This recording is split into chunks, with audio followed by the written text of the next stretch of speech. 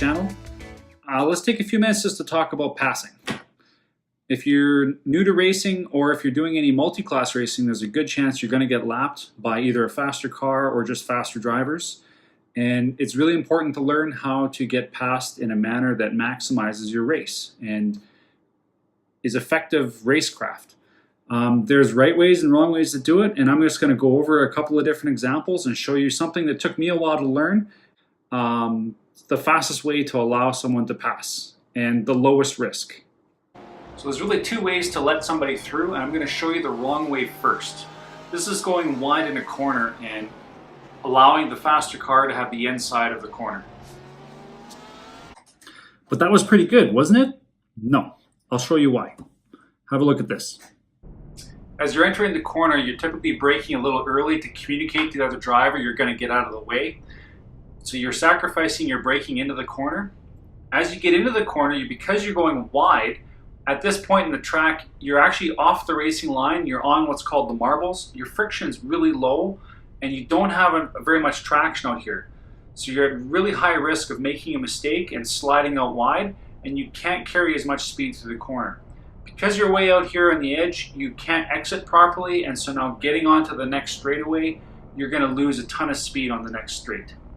So when you're blowing a corner wide to let another car through, you can expect anywhere between a second to a second and a half of time lost, especially if the straightaway after the corners have any significant length. That's a pretty expensive corner to give up, and a second and a half in a competitive league is a lot of time. Let's look at a few more examples. Here's a very similar corner, but instead of just going wide in the corner, we do a lot of braking on the straightaway to let the car have the inside line, and it allows me to apex this corner and get back on the gas at full speed. Here's another example of where we just completely sacrifice our entrance to help facilitate the pass, and it just destroys our entrance, and we're going to lose some time here, but it allows us to exit properly and get back up to race speed at the exit of that corner, minimizing the damage.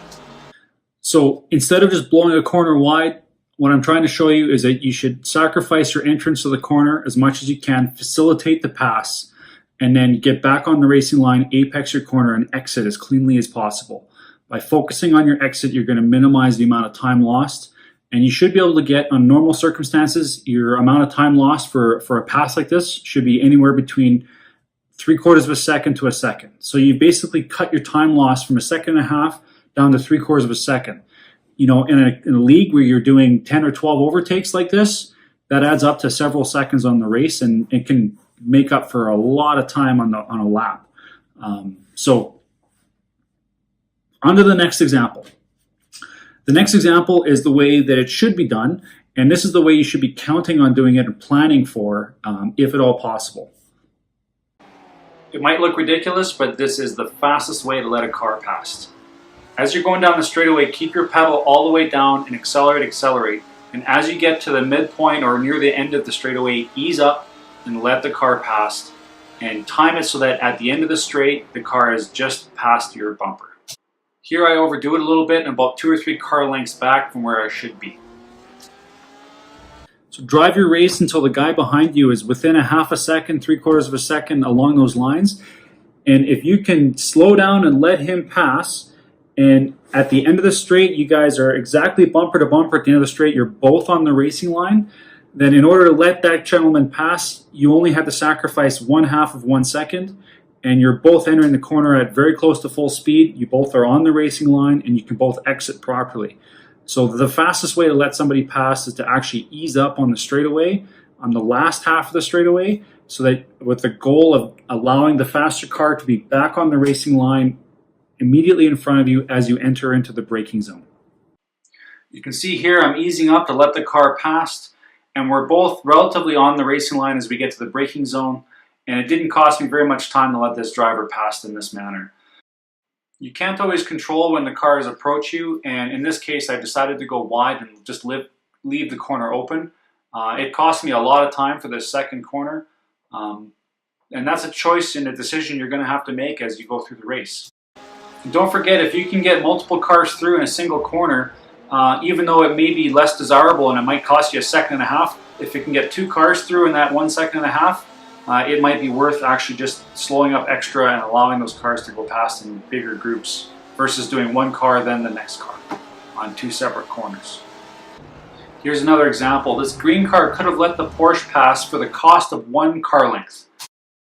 But instead he waited too long to facilitate the pass, and you can see he completely sacrifices his corner entry, his mid-corner speed, and almost misses his apex. You can see here that he has about a car length and a half back from my car, and at the exit you can see that there's more than 5 car lengths of distance between us. So that's a significant time penalty that was preventable. Sometimes you're going to get pushed by a faster car to give a corner up on a high-speed corner like this one, and these are very expensive from a time basis. You may or may not have a choice on this, and just do your best to minimize it. They're pretty high risk because it's pretty slippery offline, so be careful. So to recap, the fastest way to let somebody by is easing up on the straightaway. The next fastest way is to try and leave the entrance of the corner open and facilitate the pass in the front half of the corner so you can re-apex the corner and exit cleanly. And the third and least desirable way is to just leave the entire corner open and just mess up the whole corner for both yourself and most likely the other driver as well. So hopefully this video will show you a couple ways to save some time on your race. If it can help you save 2 or 3 seconds during a multi-class race, that can be enough to make the difference between a position or even 2. So thanks for watching, and please subscribe to the channel. We'll see you on the next one.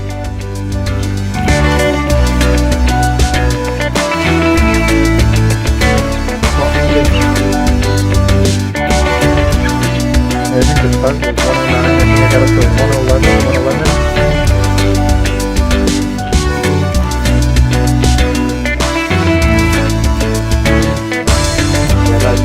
Nothing. I need to breathe.